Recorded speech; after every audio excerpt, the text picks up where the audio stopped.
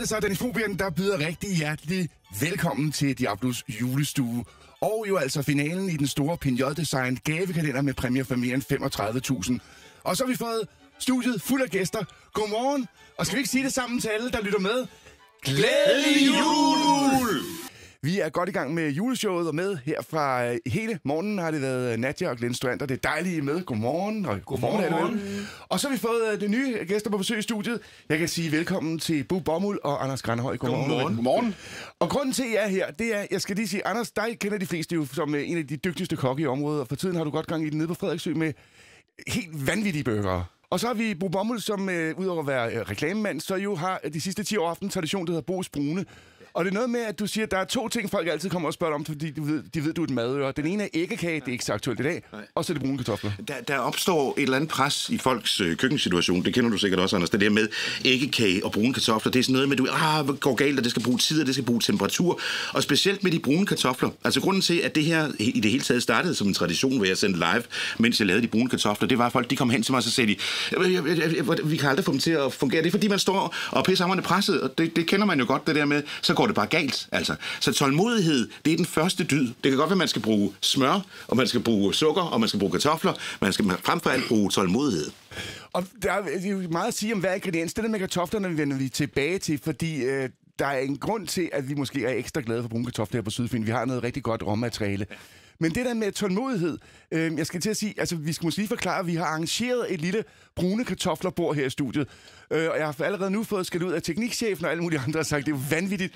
Også bekendt er det første gang nogensinde, at der er nogen, der laver brune kartofler live på et radioprogram. Det er det største morgenradioscenario siden morgennisserne, tror jeg faktisk. Nå, Bo, det kan man jo ikke se, men du står lige nu med hånden over panden, fordi det vigtigste overhovedet er, at der kommer nok knald på, ikke? Det er jo så dejligt at have Anders med, fordi han har lige stået ligesom og følt sig ind på, om temperaturen den er ved at komme i gang. Fordi det, vi skal gøre, det der tager mest tid, hvis vi skal være helt ærlige i det her, det er jo sådan set at få sukkeret til at smelte. Det er jo en bruningsproces, som du jo kender fra det franske køkken, Anders. Altså, ja. Det er jo noget, man bruger af og til.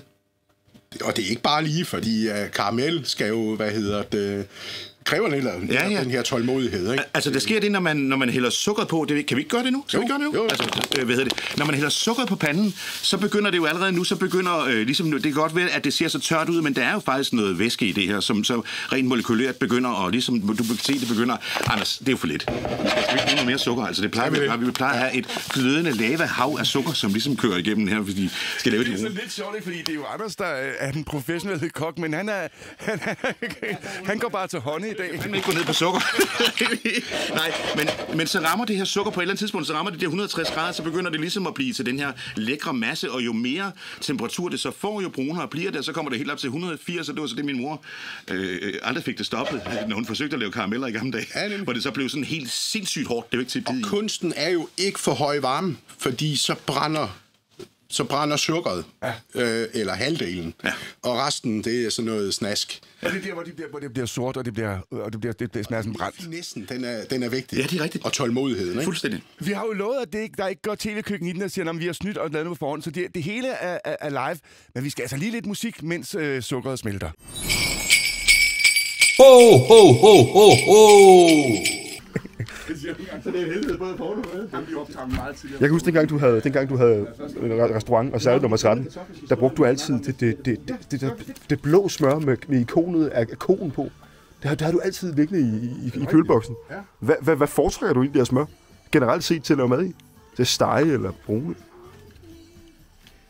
Altså, det ved jeg sgu ikke. Har du en præference? Skal det være saltet, eller skal det ikke være saltet? Altså, jeg synes, til brune kartofler, ikke? Fordi når der er sukker, så skal det være saltet smør. Fordi der er et eller andet, der kickstarter det her, sukker, ikke? Det ved man også, når man laver, karamelsovs, det helt bestemt. Groft salt i, ikke? Ja. Helt sikkert. Når vi kommer smør på, altså i næste ryg, så man kan men ellers fransk smør. Fransk smør. Der findes jo mange kvaliteter. Urpakke er ganske fint, ikke?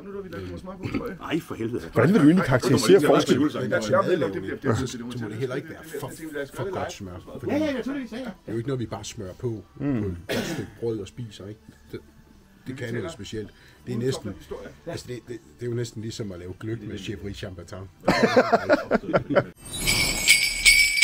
Ho, ho, ho, ho, ho. Danmarksmester i at lave hits, og selvfølgelig også, når det handler om julesange. Her var Andreas Odbjerg. Nadia og Glenn, vi har talt jo om brune kartofler lidt tidligere. Glenn, du sagde, men for dig, der er brune kartofler, det er egentlig bare de hvide med masser af sovs på. Ja, så er de brune. Jeg har altid haft sådan lidt, at de brune kartofler var sådan min favorit på julebordet. Altså, det er brødstykket. Hvordan har du det? Jeg elsker brune kartofler. Ja. Også fordi du får dem ikke så tit, vel? Men skal det så være altså sådan, så de virkelig er karamelliseret? Sådan, altså virkelig er... Altså, det er nærmest, så der er sådan en sukkerskal rundt om, eller skal de sådan bare lige have et helt hint af, at de har været nede i noget sukker? Jeg tror, jeg kan lide det hele. Det er jo mad. Yes. Vi har jo besøg her til formiddag i julestuen af Bo Bomuld og Anders Grønhøj. Det er Bos gamle tradition med Bos Brune, hvor du hvert år laver brune kartofler i en anden sammenhæng. Du har både lavet det større setup, som med kendte mennesker, og i dag får du så hjælp af køkkendrengen, Anders Grønhøj. Må vi kalde det? Jeg har jo en ultimativ hjælp på i år med Anders Grønhøj her. Men jeg vil lige sige nu, det der med om de er coated på den lette eller på den tykke måde. Hvis ens brune kartofler bliver noget sjask, det synes jeg jo dybest set ikke, det skal være, så er det fordi, man har læst en eller anden opskrift på nettet, hvor der står, at man skal bruge kogevandet fra kartoflerne. Og så kommer man simpelthen til at tilsætte for meget. Og så bliver det så bare noget sjask for en, kan man sige. Så kan man ikke få det til at køre. Det har vi en løsning på lidt senere, det her. Yes. Hvordan man både får peppet smagen op, og så undgår, at det simpelthen bliver for sjasket i forhold til de brune kartofler. Altså, da jeg var lille, kaldte vi dem guldkartoflerne ved bordet. Det er guldkartofler. Ja. Fantastisk udtryk, for de er jo julebordets prydsgenstand, det her, ikke? Det er jo kommet ud af misundelse. Man har siddet og set der i 1820'erne begynder de her brune kartofler og ligesom at blive lavet, fordi man sidder her i en lavere klasse og kigger på borgerskabets fine borde, julebord med gås og med kastanjer. Og de brune kartofler er faktisk en måde at efterbygge en kastanje på, uden den er så dyr. Altså, det er en fattigmandskastanje. En fattigmandskastanje, lige nøjagtigt, fuldstændig. Og den tager så fart der i 1820'erne, 30'erne, 40'erne, 50'erne, så kører den bare. Men gåsen som hvad kan man sige, som begreb, altså for noget, der er finere at blive så ved, så anden har jo faktisk hele tiden været sekundær i forhold til gåsen. Bare lige for at blande mig i den her debat. Det er historisk evidens. og det er først efter 2. verdenskrig, at anden faktisk får sin egen sådan, hovedstatus i det her, fordi folk kan ikke håndtere en gås. De har ikke ordentligt en gås. De kan ikke rumme den der gås. Kan man egentlig stadig få stegt sin and og eventuelt gås hos nogle steder, eller at det findes ikke mere? Jo, det er for Masser af steder. Ja. Men det, der Anders gør nu, og det er jo også sjovt, ikke? Fordi han rører jo ikke i den. Det er jo vigtigt, at man ikke rører i den. Ja. Fordi så klumper det. Ja. Så man skal bare lade lortet ligge. Så det, du gør, det er bare for sjov, eller? Det er mere fordi, at det sukker, der ikke får varme nok. Ja. Når de får på stik på midten. Det vil jeg godt lige have giftet lidt med den smeltede karamel. Det her nummer bliver bedre for hver gang jeg hører det. Altså dels er det jo fuldstændig vanvittigt at lave en dansk julesang på et reggae-beat, og at det så er en socialrealistisk julesang, der handler om, at hvis man arbejder sammen og står sammen og kæmper hårdt, så kan man komme godt. Det er det der er en socialrealistisk julesang. Ja, og det er også det, vi gør herovre ved bordet, hvor vi står sammen og kigger på, på den her hårdt kæmpende masse af karamel. Og det, du har gjort, Anders, det er, at du har jo faktisk ikke rørt i den. Nej, man må ikke røre i den, vel? Det er forbudt. Fordi så klumper den. Så klumper det. Så det skal bare have lov til at stå, og så stod du sådan og hældte det lidt rundt, så den ligesom fik lige varme. For det kan man jo også godt være udsat for, ikke? At man har et blus, som måske varmer lidt uligevægtigt. Må jeg lige spørge, fordi tit når jeg ser, at jeg kokke lave noget, så tænker jeg, det er også fordi, jeg har sådan noget specielt dyrt udstyr, og det er derfor, jeg er så god til det. Nej, så det, dyrt, det behøver det ikke at være. Det skal bare være en fornuftig pande. Ja, men er det sådan en speciel fransk pande, du har købt i en eller anden kokkebutik? Det her det er vist bare en Eva Trio. Det er en ganske almindelig pande. Ganske almindelig pande fra Isenkrammen, ikke? Så det er altså ikke... Det begynder at boble dernede, kan du se, det ligner sådan en snegleæg-agtigt, du ved, der begynder sådan at boble lidt op dernede, så det får sådan... Jeg tror, vi når... Nu har vi den her lysebrune, hasselnødfarvede karamel. Ja. Så nu tilsætter vi sukker eller smør, ikke? Det er en god idé. Ja. Og smør, skal det være sådan tempereret eller iskoldt? Eller? Koldt smør. Ja, koldt. Det tager du bare lige ud af... Og hvordan er det saltet eller usaltet? Det er saltet smør. Ja. Der er noget, altså salt bekræfter den her karamel, så det er ret vigtigt. Ja. Salt og karamel, det er jo bare skide lækkert. Altså, og så kommer det der, og det der så sker, det er, nu skal man jo holde hovedet koldt, kan man sige, ikke? Fordi man skal godt nok putte meget smør i, det er jeg meget fortaler for, men man kan sgu også putte for meget smør i. Ja. Og hvis man har en lille væs af noget andet fedt, eller gåsefedt eller noget andet. Altså bare det er fedt, så i med lortet. Altså. Det er jo sådan, når man steger ender, så kommer der alt for meget, så drukner man jo i andefedt lige pludselig. Og det er jo altid godt at komme i julemaden, ikke? Nej, det er drukne i andefedt. Både i rødkålen og i Skal man drukne, så lad det være i andefedt. Se, nu pisker jeg op her, og det er jo den her glødende lavemasse, vi gerne vil have. Ja.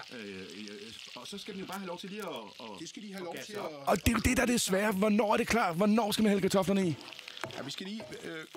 Karamellen skal lige samle sig lidt og med smøret her. Ikke? Det er jo sådan set en slags flødekaramel, vi har lavet her. Ja. Og nu har jeg jo i alle år brugt glaskartofler, Anders, men du har jo som sagt, for du er jo kok, du har jo kogt dem selv, og stået hele natten og pillet dem og nusset om dem, så du har dine egne kartofler med her. Ja, jeg synes jo, at... Nu skal kartoflen til at komme i. Nu kommer de i, fordi nu er tiden inde. Jeg skal altså lige høre, fordi jeg altid lært, at man skal lægge kartoflerne på sådan et viskestykke, fordi de skal være helt tørre. Ej, der skal være... Ej, men for guds skyld ikke være for tørre, for så det skal have noget vand, så det ligesom kan tage imod. Der sker sådan en vækstvarmeeffekt på en eller anden mærkelig måde. Og det, der også sker, det er, at det er jo klart, at de begynder ikke at bide med det samme, fordi det skal have en eller anden form for temperatur, så de kan tage imod det.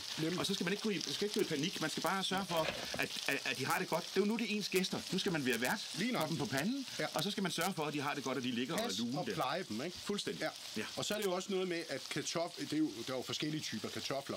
Nogle kan godt lide at bruge aspargeskartofler. Det er meget, meget tør kartoffel. Det kræver det, at man tilføjer noget væske. Den her kartoffel, den er meget våd, så den smider, automatisk noget væske, vi kan bruge i den her tilberedning. Men det må for guds skyld ikke være tørt, for så, det må ikke være tørt. Galt. Ja. Det går galt. Det er altså en dejlig julesang. Otto Brandenborg, det var godt, du sang med, det havde jeg også lyst til. Ja, selvfølgelig. Vi er live på Diablo her fra julestuen, hvor vi jo blandt andet lige nu er i gang med Bruce Brune. Det er en god ven af huset på Bomuld, kendt som Sydfyns reklamemand, og så jo altså med den nu 10-årige tradition med at hjælpe os godt på vej med de brune kartofler. Og du har rigtigt identificeret, Bo, at der er mange af os, der får lidt præstationsangst. Det er også det der med, at der tit er nogen, der står i køkkenet og altså lige kigger over skulderen. Det bliver det ikke nemmere af. Nej, det er rigtigt. Men, nej, og det er det der pres, man ligesom skal undgå nu. Den her måde, vi gør det på lige her, hvor de ligger ligesom, som man siger, og pudrer, de ligger simpelthen og har det så godt, og det skal de bare have lov til, fordi som man kan se, så begynder de jo at tage de små overfrakker på lag, og det er jo det, vi gerne vil have. Så altså, jeg mener, det der med at lige lave dem i sidste sekund, og så bare få dem knasket færdigt. Jeg har endda mødt folk, som har forsøgt at brune dem med sovsebruner. Med sovsebruner? Man simpelthen ikke har tid til at få gjort det færdigt. Nu skulle lortet bare serveres. Det lyder som nogle kineser kunne finde på. Ja, det tror jeg ikke, det var, men jeg tror, det var dansk julemad. Men det er det der, at man skal bare give sig tid, give sig god tid, og så glæde sig til det. Men Anders, jeg forstår ikke, fordi altså, når jeg laver brune kartofler, jeg bruger meget mere varme, der er meget mere sprut i det. Kan man nøjes med det der, fordi det ser jo meget afdæmpet ud? Ja, det synes jeg, fordi, som Bo han også siger, det der med at lave brune kartoflerne 5 minutter før man skal spise, det er dybt forkert. Ja. Jeg vil sige, 20 minutter skal de have lov til at småsimre i den her karamel, og derfor lave temperatur. Så der kommer den her coating, og den får lov til at suge lidt af karamellen. Og man kan også, altså, man kan jo virkelig se, hvordan den ligger og hygger sig her. Altså, den får den der helt vildt lækre brune farve nu. Ja. Der er jo, altså, som du sagde, flere forskellige muligheder for at bruge kartofler. Jeg ved, Bo, du har på tidspunkt prøvet med den her gamle genre blå kartofler. Det skal man lade være med. Ja, altså, det var jo fordi, jeg synes, det var skide sjovt, at man skar en brun kartoffel over, den var blå indeni, fordi de blå, de er gode til mange ting. De er gode til chips, og de er gode til blå kartoffelmos. De er gode til rigtig, rigtig mange ting. Men lige det her, der var den altså for bitter. Så det blev sådan en sød, bitter lille satan, som bare lå der, som ikke var ret god til noget som helst. Altså, og den bare, altså, jeg mener, jeg elsker blå kartofler, men man skal måske eksperimentere sig lidt frem med, hvad man bedst kan lide. Hvad er det for en sort, den der? Jeg tror, den hedder Solist, okay. Den her. Okay. Jeg tænkte, det lyder altså som kartoflen svar på syrlinger. De der bolcher, man kan få. Der er sådan sød ud på, så de er bare super sure i. Heldigvis havde jeg jo selvfølgelig lavet dobbeltportion, så jeg havde jo et bagholdsangreb i det almindelige også. Altså, det ser ud som, der ikke er så lang tid tilbage. Hvor lang tid skal de hygge sig mere? Jamen, det er jo ret sent. Ja, de skal godt lige koges lidt med lidt sukker og lidt sødt. Så kan vi nok godt nå en god julesang med Mads Langer lige om lidt. Så er vi kommet i mål med Bruce Brune. Ej, det dufter, det er dejligt. Her er jo væsen, man kan se anderledes. De ser anderledes ud simpelthen, Anders, når man bruger hjemmelavet, hjemmekogte, hjemmepillede, hjemmenussede, hjemmekærlighedskartofler, end hvis man bruger glaskartofler. Ja. Jeg vil bare sige, at det er jo sjovt. Men folk de sværger jo også. Jeg har også altid faktisk bare sprunget over, hvor gære der laves i forhold til det her. Men det er jo faktisk en interessant bruning, de får, når det er dem her. Der er bare forskel på det. Og så altid tager det ikke, tænker jeg, lige for at koge det på kartofler og pille dem. Ej, ikke hvis man er 8-10 mennesker. Ikke? Nå, nu skal vi altså til det spændende øjeblik, der er blevet serveret. Og Nadia, ja, jeg tænker, du skal være første på. Altså, normalt, Anders, jeg har set, du har hverken brugt salt eller peber eller noget andet. Og nu kan man sige, det er heller ikke dit eget køkken, det her, det er jo et studie, men hvis du havde været derhjemme, ville du så komme noget salt i? Jeg har ikke lige noget salt. Jeg plejer at hælde groft salt i, men nu, nu har vi saltet smør, ikke? Ja. Og kartoflerne er kogt i saltet vand. Ja. Så det er ikke altid, at det er nødvendigt. Det er noget, man smager sig frem til. Men det er noget, man det gør noget for karamellen, hvis man kommer salt i. Ja, det booster lige karamellen. Ja. Nå, Nadia, hvad siger du? Det smager godt. Ja, du har slet ikke tid til at svare. Nej. Sådan skal det være. Ej, tak for det, Bo. Sådan der. Jeg glæder mig simpelthen sådan til at smage.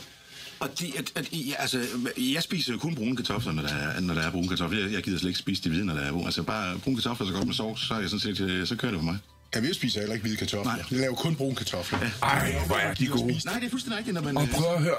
Nu har du ikke smagt endnu, Bo. Det kan du godt lige glæde dig til, fordi man kan jo stadig smage kartoflen. Ja. Altså, man kan stadig smage den gode kartoffel, hvor tit så er det jo sådan meget skallen, altså coatingen, man kan smage med brune kartofler, når man...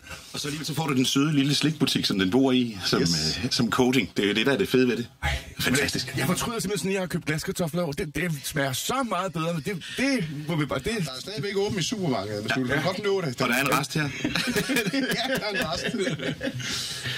Hvis du skulle give et godt råd, Andersen, helt overordnet til dem, der lytter med nu om et par timer måske, nogle timer skal i gang med de brune kartofler, altså er det så bare det der med, bevar roen, gå i gang i god tid og slap af? Ja. Tusind tak, fordi I kom og gav gode tips til, hvordan man kommer i mål med de brune kartofler. Jeg vil sige, det handler om at sænke skuldrene, slappe af, og så lade være med at gå i gang i sidste øjeblik, men gå i gang sådan en halv times før. Og så kan jeg bare lige sige for egen regning, et godt lille trick, der giver mig en god rod i maven, det er, jeg har 10 pakker smør og 5 pakker sukker, så hvis første, anden eller tredje batch går galt, så skal vi stadig nok komme i mål. Fuldstændig. Har du også kartofler nok? Det har jeg også, ja. Men, tusind tak, fordi I kom, og glædelig jul. Lige måde.